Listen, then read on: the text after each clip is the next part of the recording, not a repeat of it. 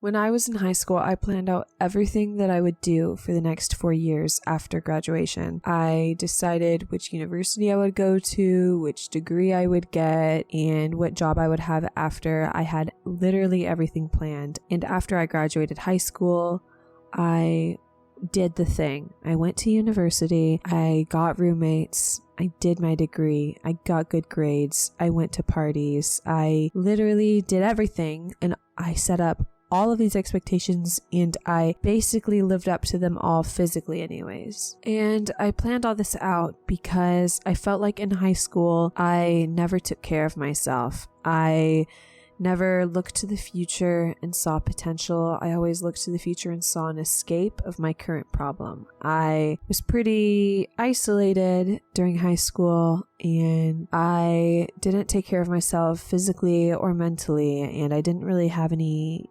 direction or a sense of where to go. I didn't have motivation. So I thought that my high school graduation was the perfect reset. And so I planned out everything. And for a while it worked out, but ultimately it really fell apart and it just never happened the way I thought it would. Sure, okay, for 1 year I went to university and I had roommates and I made friends, but I didn't go to as many parties as I wanted to. I didn't have as many study dates as I wanted to. I didn't go and hang out with people my age as much as I wanted to. I did enough to get by. It was like I was checking things off of a list. I got really good grades, but I think that was a pressure of me choosing a pretty expensive school. But my physical health quickly declined to the point where I dropped out. I made all these plans and I set a lot of expectations during a time in high school where I didn't see the future as something that I could use, as something that I could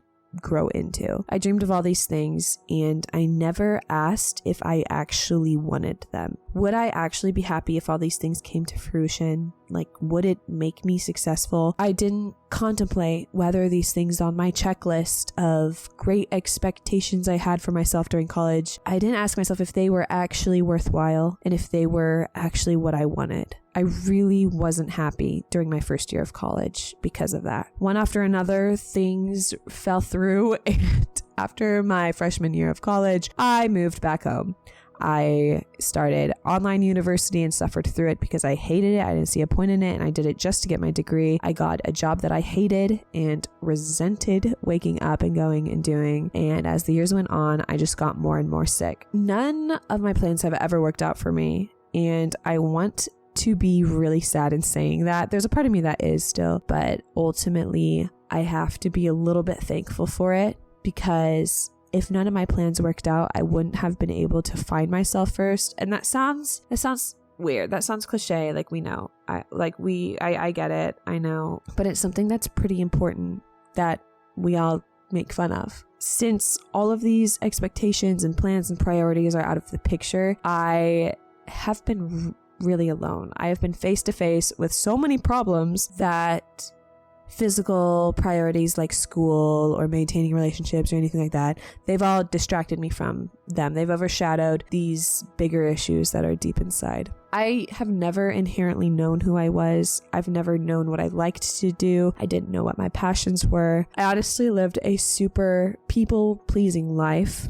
And with all this trauma swept under the rug, I filled my time with things that I was told that I would like. I never filled my time with things that I deeply actually enjoyed. I thought that all of the things that people told me I would like and told me were important, I thought that I would like it. But none of it was true. I was told that getting my degree would give me a sense of fulfillment and something to be proud about, as if I had nothing to be proud of already.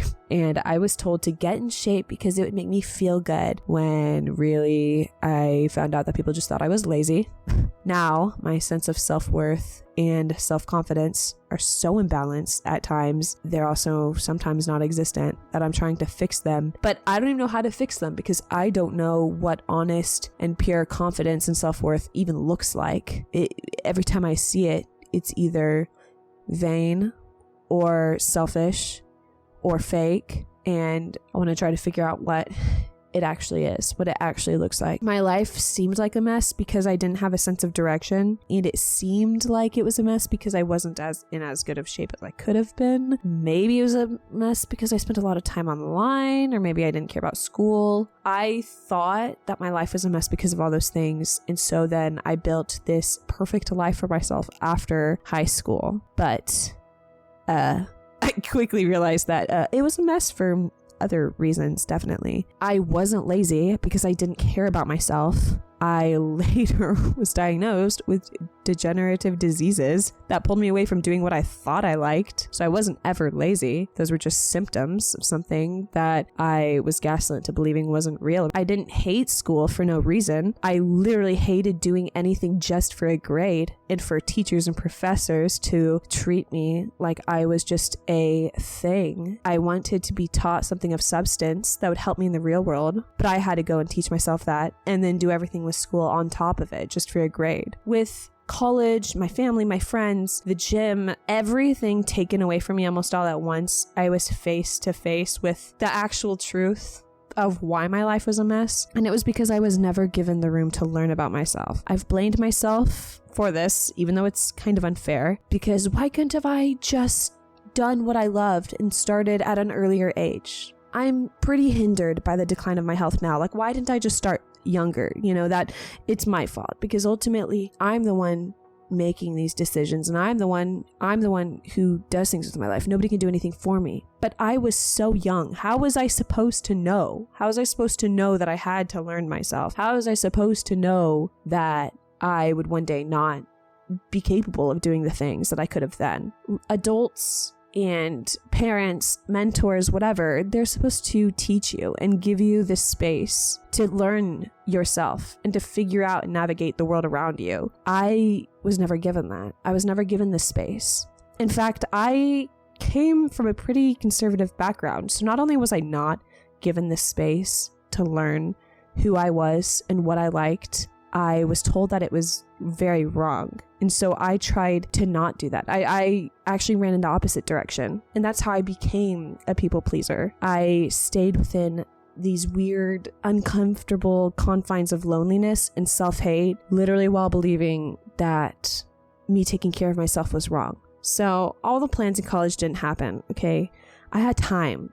I had the space suddenly because I was now an adult.